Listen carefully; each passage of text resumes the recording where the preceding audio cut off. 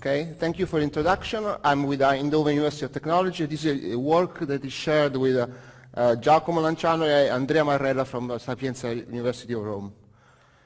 So the start of my talk is the belief that processes are everywhere. You see here a few cases for grocery shopping, in a hospital, even the students at the university are a process, or in a bank. So there are processes here intended just as a sequence of steps that can take you from the beginning to the end of the process in order to achieve a goal. Of course, some steps can be repeated, some steps can be skipped, and so on. And you also know that now we are in the era of big data, which means that everything gets recorded. Even in this moment, what you are looking at me, and your phone is producing data. This data, for example, can come, this historical data is coming from the execution of a process, is recorded in some file, and then this can be used for example, discover the model of the process that corresponds to the data recorded in the event log, or for compliance auditing, I have a process model representing how the execution is happening, is supposed to happen according to rules, norms, and so on, and then I can compare this execution with the event log, recording how the process has actually been executed, and I can compare for differences. And now, today, I will focus, especially this presentation focus on conformance checking, which is basically, you can say, do we do what we agreed upon? So do we comply with norms and regulations, for example, ISO and so on? So the idea is that, so I have a process model representing what is happening in my company, or what is supposed to happen in my company, and then I have the executions of the process in my company, and you can think that it's a sequence of events. Each one is basically an event that has a customer, for example, ID, activity, what has happened for that specific customer, like customer 5781 opened a credit request at 23 on 23 January 2014 at 10:30. And then when you have, from this you can extract the specific execution of one customer, for example, customer 5781, which are the events in yellow, and you can represent them like a sequence of those. And you can imagine that it's a sequence of events that have happened for a specific customer. For example, a credit request followed by verification, assessment, inform customer, and so on.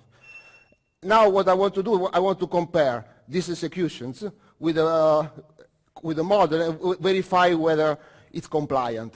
If it's not compliant, as this is the case, I want to pinpoint where the deviations are.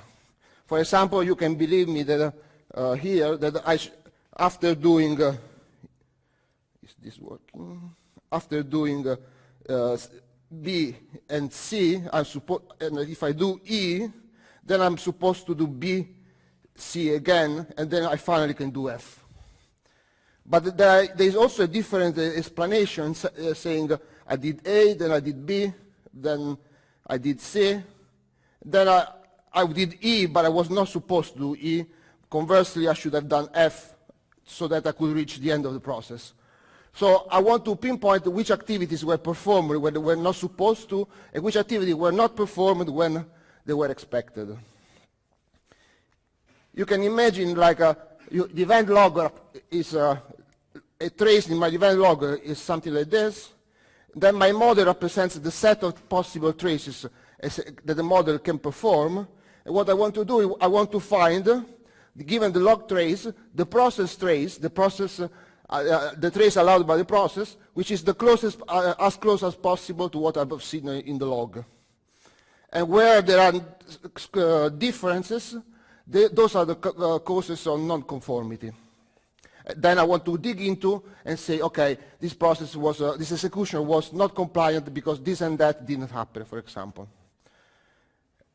And for explaining this, we use the concept of trace alignment. Let's suppose we have this model, and we have a trace A, D, B, C.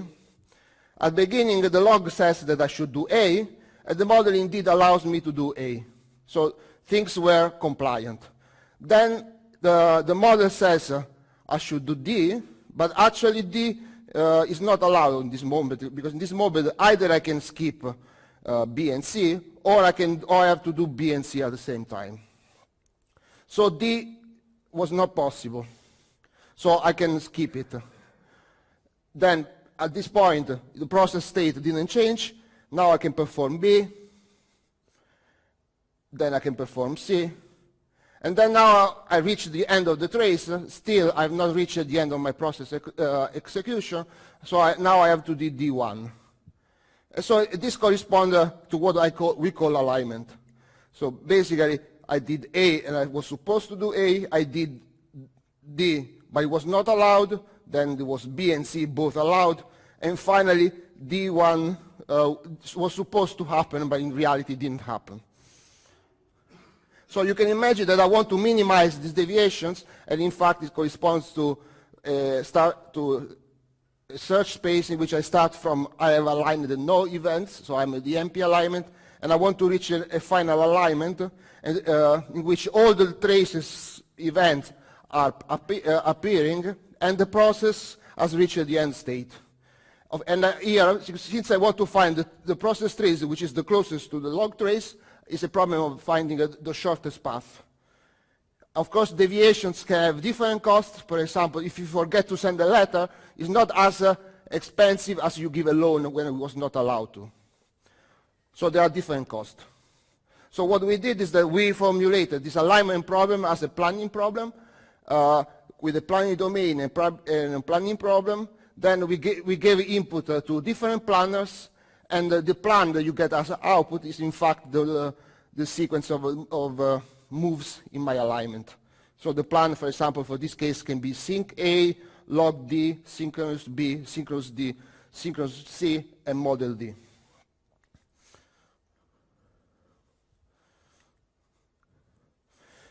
Well, now I made initially a very strong assumption that I can deduct from events a total order of my traces because I can use a timestamp to induce this order.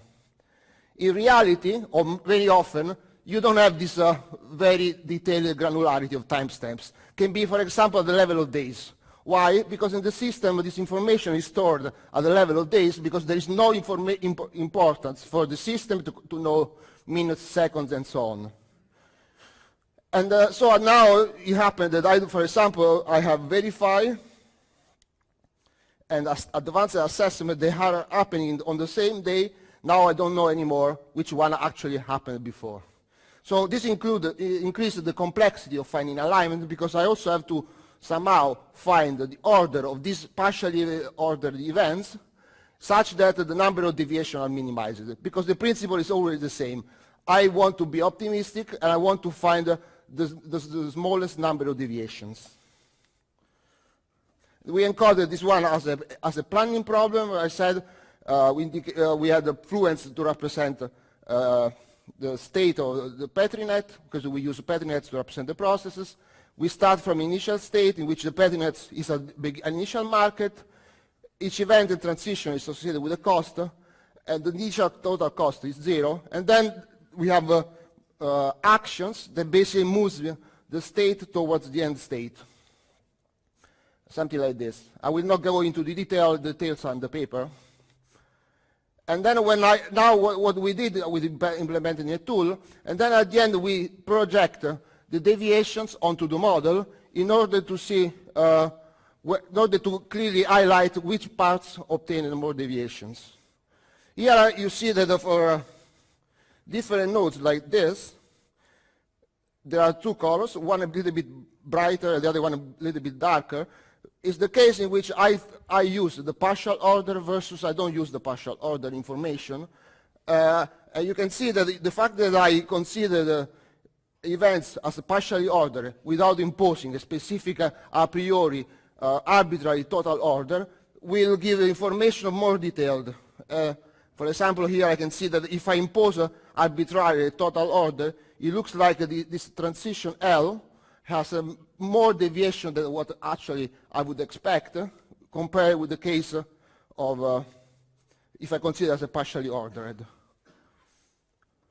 So we implemented with different tools. For example, we implemented and tested on Simba 2 with different models of different size until models with more than 150 activities, and we try and with logs of thousands of events. So the conclusion here is that conformance checking is about pinpointing where the process execution deviates from the prescribed model. It can be formulated and solved efficiently as a planning problem, and by just using off-the-shelf planners in a very efficient way, and scalable as well. And we also have we solved the problem of dealing with partially ordered trace because information on in the events were not such that we could induce a total order. And the implementation is scalable and versatile because I can switch from one planner to the other. We tried different ones. We tried also to go for non-optimal planners and so on. One of the last lessons I learned is that if we look at these results, this is the planning time, this is milliseconds, is quite short. This is the case. There are 20 models. I don't show the models because that's completely not relevant here. But I have 20 models and I have 1,000 traces, each of which has to be aligned. So each of which corresponds to a different planning problem. The planning time is very efficient. This model is huge, that's why it takes 101 seconds. But if I take a very small model, it just takes around 1 second per trace. But then, the actual clock time is 230 seconds. Why? Because I have to invoke the planners 1,000 times in order to find a solution for each of them. And there is a lot of overhead in invoking the planner many times. So my advice as a future work for the community is also that to find a way to do this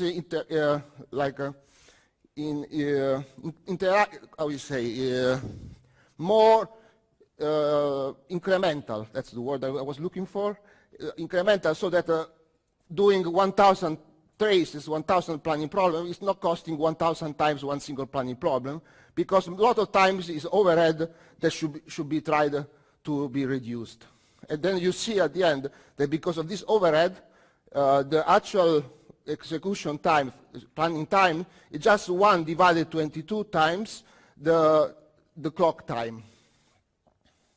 The rest is just wasted in invocations of planner and so on. As a future work, we only consider now the activity, but the process model is much more. It contains information about decisions, time constraints. We also contain information about who is allowed to do that. For example, typically is a situation in which you have 4I principle, for which, according to which it's not possible that 2 activities are performed by the same person. And we want this information to be encoded in our planning problem to give information and for the audience, for the stakeholders, that are more insightful and allow them to better understand what's happening in their processes and how they should improve it. So we need to extend the PDDL encoding so that I can also check, for example, that the person did the activity that was not supposed to, that at a certain point, the process that was supposed to be for gold customer were executed for silver customer, and so on. This concludes my presentation.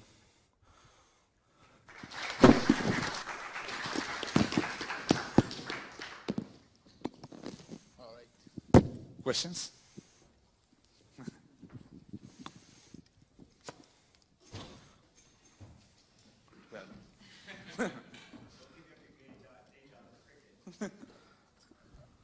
So thanks for your talk.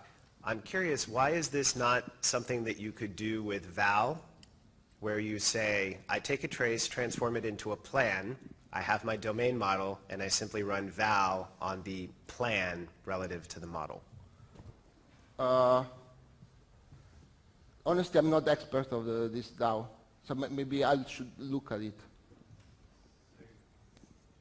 Can I offer a comment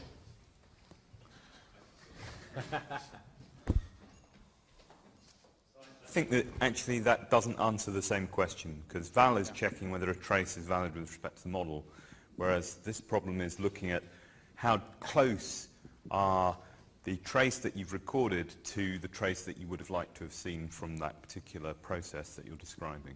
So you're actually looking for what is the difference between two processes.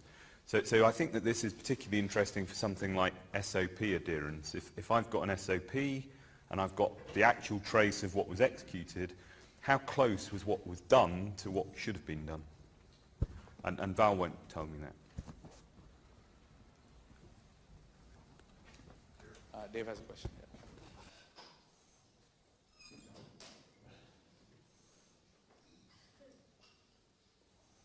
So it looked like your process model itself was totally ordered, whereas you were allowing for the traces themselves to have... You talk a bit closer? I didn't... Yeah, it looked like your process model itself was totally ordered, whereas the traces itself you were considering that the times might be inaccurate. I'm wondering if you considered cases in which the process model itself had partial ordering in it. We didn't look into that because this was somehow driven by the request from customers. My knowledge, my experience, the models usually don't show. We usually use Petrinets or BPMN models, and they don't have constructs like things can happen in any order. So if things can happen, there are constructs that things can happen in any order, but there are also parts in which clearly things need to happen in a specific sequence, and I need to find out how I can solve this problem. I cannot, in certain cases, in certain parts of the model, I cannot impose a partial order myself. I need to solve this problem. Any other questions? I have a question. Yeah. So, well, with regards to the val discussion, there are some plan recognition algorithms that, given a set of observations, you can compile to a planning problem, and then check the optimality of the given trace versus what's possible. So that might be. Sorry, I didn't hear. So there are some plan recognition algorithms that take in observations and compile to a planning problem. Yeah. That can be used to possibly align models. So that's something you might want to look at. Okay. As an alternative way of looking at this. Yeah, I can take a look.